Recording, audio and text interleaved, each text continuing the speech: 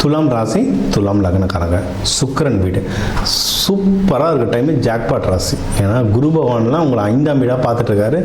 ரொம்ப நல்லா டைம் போயிட்டுருக்கு. அதுவும் ஃபேமிலி சம்மந்தமாக நிறைய டைம் போயிட்டுருக்கு. நல்ல சூப்பராக இருக்க டைம். கையிலலாம் எனக்கு தெரிஞ்சு காசு நல்லா நிற்கும். ஃபேமிலியோட ஒரு நல்ல டைம் ஸ்பெண்ட் பண்ணுவீங்க. குழந்தைங்க கிட்ட மட்டும் கொஞ்சம் டென்ஷன் ஆகாமல் பார்த்துக்கோங்க. அப்படி டென்ஷன் ஆகிற மாதிரி இருந்தால் ஏதாவது டூர் மாரி போய்ட்டு வாங்க. முக்கியமாக நீர்நிலைகள் போய்ட்டு வாங்க. உங்களை அப்படியே கொஞ்சம் சாந்தப்படுத்தும். கடல், மெரினா பீச், இல்லை தூத்துக்குடி, திருச்செந்தூர் பீச்சுக்கு போய்ட்டு வாங்க. இல்லை நீங்கள் வந்து ஆறு, குளம், ஃபால்ஸ், உங்கள் பக்கத்தில் நேச்சுரலாக என்ன நீர்நிலை இருக்குது, கோவில், குளம் கூட நேச்சுரலான வாட்டர் பாடி தான். ஸோ நீங்கள் அதுவும் ட்ரை பண்ணி பாருங்கள், ரொம்ப நல்லா ஒர்க் ஆகும். இது கூட இன்வெஸ்ட்மெண்ட்டுக்கு டைம் நல்லா இருக்குங்க. நீங்கள் தாராளமாக இன்வெஸ்ட்மெண்ட் பண்ணலாம். அதுவும் இது துலாமில் இருக்கவங்களுக்கு வந்து இந்த ஸ்டாக் மார்க்கெட் ரொம்ப பிடிக்கும். லக்ஸுரி ப்ராடக்ட்ஸ், அதாவது நம்ம வந்து நீங்கள் கார் வாங்கினா லக்ஸுரியாக வாங்கணும்னு நினைப்பீங்க. சாப்பிட போனாலும் இந்த ஏசி ரூம் உள்ள, இப்போ ஹோட்டல் போனாலும் நேராக அந்த ஏசி ரூம் உள்ள போய் உட்காந்து சாப்பிடணும்னு நினைப்பீங்க. லக்ஸுரியாக இருக்க நினைப்பீங்க. அது சம்மந்தமாக இன்வெஸ்ட்மெண்ட்டும் பண்ணுவீங்க. தாராளமாக பண்ணலாம். ஆனால் உங்களுக்கு வந்து இப்போ இருக்கிற கோச்சார பிரகாரம் எதில் பண்ணால் நல்லது. ஏன்னா எல்லாரும் என்ன சொல்லுவாங்க, துலாம் ராசி, சுக்கிரன் ராசி, ஸ்டாக் மார்க்கெட் போடு அப்படின்றவாங்க. அப்படி கிடையாது. ஜென்ரிக்காக ஓகே, பட் ஸ்டாக் மார்க்கெட்டில் போட்டால் உங்களுக்கு பணம் வருமா அதை செக் பண்ணணும். எதில் இன்வெஸ்ட்மெண்ட்டில் போடுறோம், எதில் போட்டால் உங்களுக்கு ரெட்டிப்பாகும் இல்லை 3 மடங்கு ஆகுன்றத பார்த்துட்டு அதில் இன்வெஸ்ட்மெண்ட் பண்ணால் நிறைய ஜெயிக்கலாம். அண்ட் முயற்சி ஸ்தானம் ரொம்ப நல்லாயிருக்கு.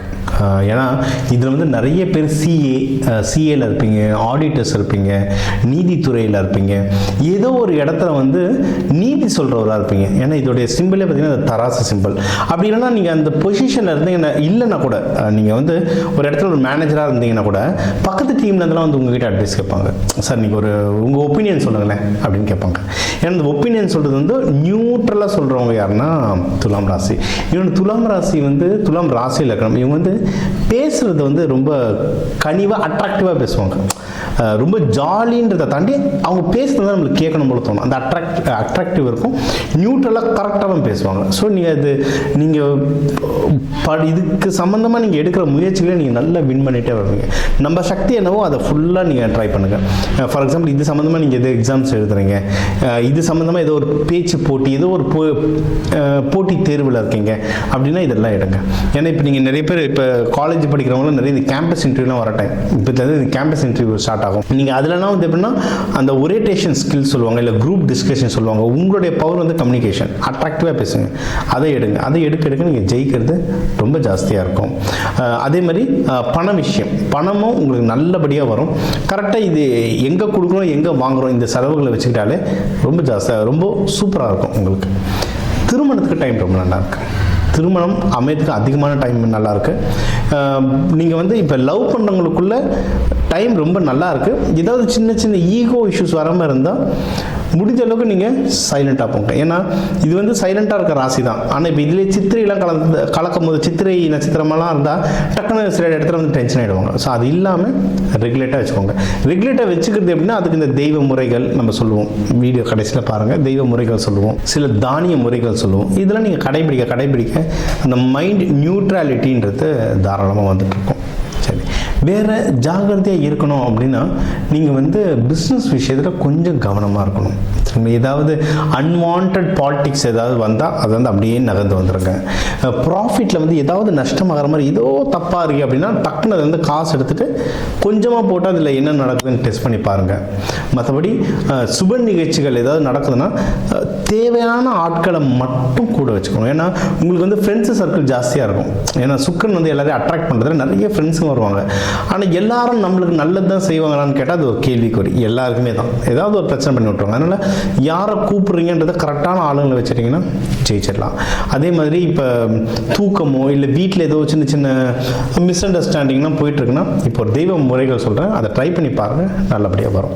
என்னது ஒன்றும் இல்லை, உங்கள் அதிதேவதை யார்?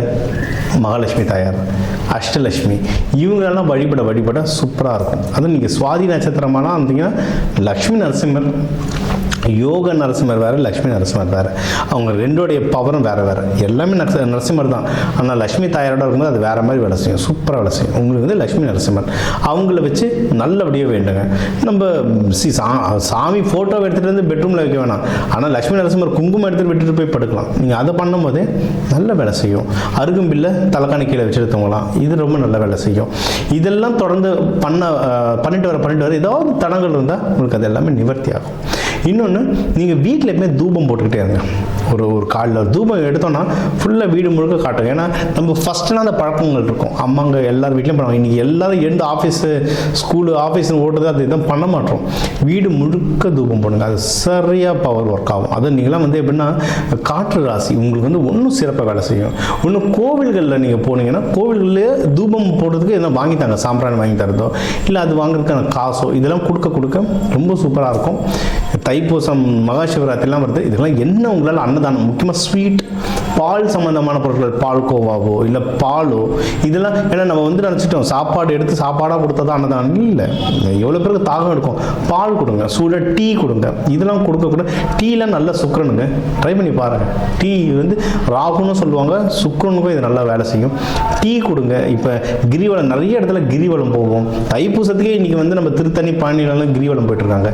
அவங்களுக்கு இது கொடுக்க இந்த பிப்ரவரி மாதம் உங்களுக்கு வந்து ஒரு சிறப்பான மாதமாக அமையும். ஸோ நம்ம ஒரு ராசிக்கும் முக்கியமான விஷயங்கள்லாம் கவர் பண்ணிட்டு வந்தோம். என்னென்ன கவர் பண்ணோம், ஓவராலாக லைஃப் எப்படி இருக்கும், பணம் எந்த அளவுக்கு கையில் இருக்கும், யாருக்கு ஃபேமிலியில் சந்தோஷம் இருக்கும், யார் கொஞ்சம் கேர்ஃபுல்லாக இருக்கும், அதுக்கு என்ன தெய்வ வழிபாடு பண்ணணும், யாருக்கு வேலையில் ப்ரொமோஷன் வரும், வெளிநாடு யார் போகலாம், கல்யாண அமைப்பு யாருக்கு இருக்குது, ஏற்கனவே கல்யாணம் ஆனவங்களுக்கு நல்ல மகப்பேர் வாய்ப்பு யாருக்கு இருக்குது, இந்த மாதிரி யாருக்கு கடன் வாங்குற விஷயங்களில் யார் ஜாகிரதையாக இருக்கணும், பிஸ்னஸ் யாருக்கு முன்னேறும், ப்ராஃபிட் யாருக்கு வரும், தூக்கம்லாம் நிம்மதியான தூக்கம் வருதுக்கு என்ன பண்ணணும், இதெல்லாம் மொத்தமாக வாழ்க்கைக்கு தேவையான முக்கியமான விஷயங்கள்லாம் கவர் பண்ணியிருக்கோம். சரிங்களா? இது எல்லாமே பொது பலன். ஓகே, ஏன்னா இப்போ தமிழர்கள்னு எடுத்திங்கன்னா ஒரு ராசிக்கும் 1 கோடி பேர் இருக்காங்க. அந்த 1 கோடி பேருக்கும் நான் பொதுவாக தான் சொல்ல முடியும். ஒவ்வொருத்தரோடைய நம்ம ஃபிங்கர் பிரிண்ட் மாதிரி தான் அந்த ஜாதகமும், ஒவ்வொருத்தரோட ஜாதகமும் மாறும்.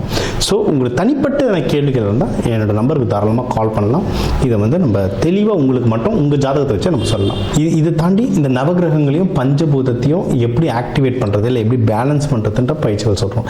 இது வந்து நவ தானியங்களை வச்சு சொல்லுவோம், கலருங்களை வச்சு சொல்லுவோம். ஏன்னா ஒரு சாமிக்கும் ஒரு கலர். அம்பாளுக்கு வந்து சிகப்பாக போடுறோன்னா ஏன், காளி அம்மாவுக்கு சிகப்பாக போடுறோன்னா ஏன், துர்கைக்கு சிகப்பாக போடுறோம் ஏன், தட்சிணாமூர்த்திக்கு மஞ்சள் கலர் வஸ்திரம் சாத்துறோம் ஏன், இது எல்லாத்துக்கு பின்னாடி ரீசன் இருக்குது. அது இப்போ சயின்டிஃபிக்காகவே எக்ஸ்பிளைன் பண்ணி ரிசல்ட்டோட தராங்க.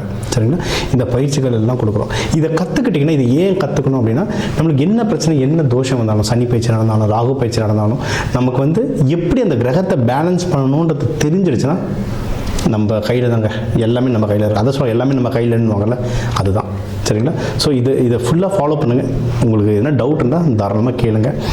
முக்கியமான பண்டிகை நாட்களில் நல்லபடியாக விரதம் இருந்து ப்ரேயர் பண்ணுங்கள். தைப்பூசம், மகா சிவராத்திரி